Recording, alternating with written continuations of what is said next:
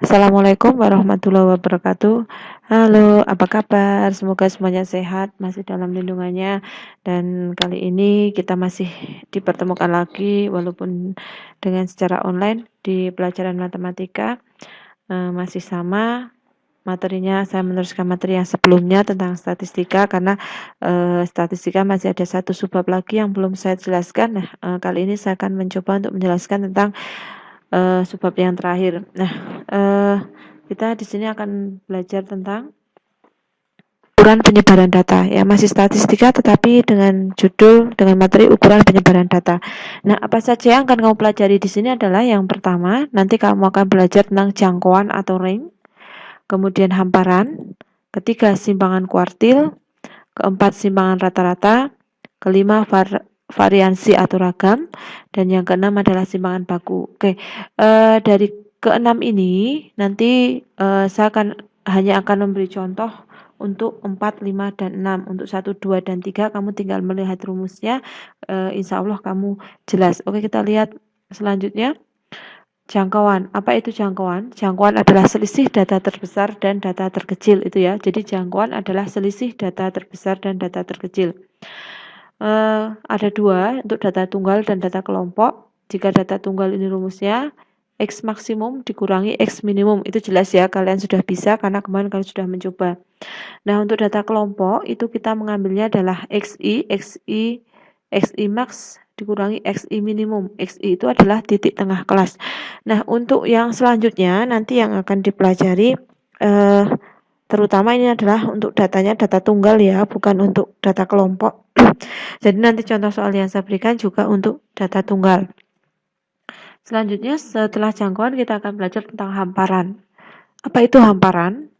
Hamparan adalah bisa juga atau ada yang mengatakan jangkauan antar kuartil. Berarti hamparan adalah selisih antara kuartil ketiga dengan kuartil pertama. Rumusnya H sama dengan Q3 min Q1. Nah, ini juga berlaku untuk data kelompok ataupun data tunggal. Menentukan hamparan tadi intinya kamu harus menentukan Q3 dan Q1 terlebih dahulu, baru bisa menentukan hamparan. Setelah hamparan nanti ada simpangan kuartil. Jadi setelah hamparan ada yang namanya simpangan kuartil. Apa itu simpangan kuartil?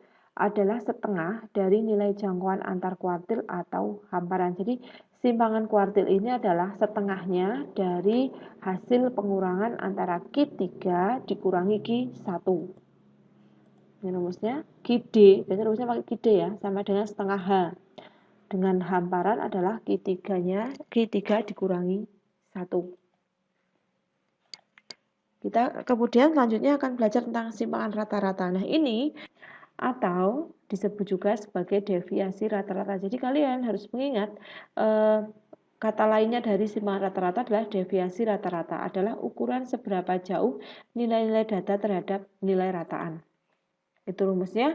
Jadi rumusnya SR sama dengan XI min X bar dibagi N. Keterangannya SR simpangan rata-rata, XI data ke I, X rataan hitung, N banyaknya data. Untuk selanjutnya adalah ragam variansi. Nah, untuk ragam variansi rumusnya seperti ini menggunakan S kuadrat ya, atau biasanya ada yang berbentuk seperti tau kuadrat.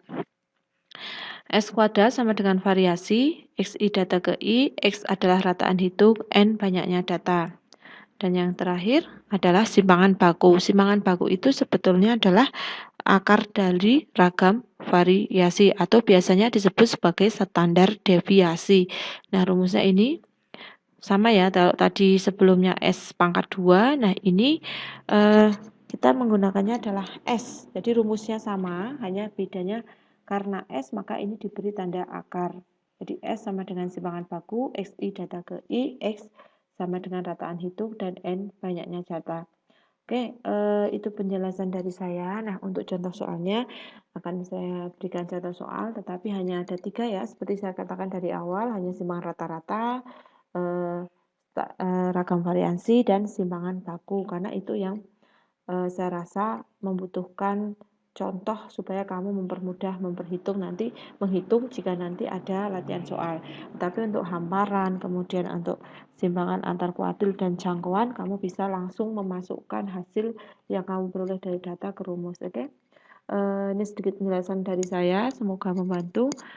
Terima kasih. Wassalamualaikum warahmatullahi wabarakatuh.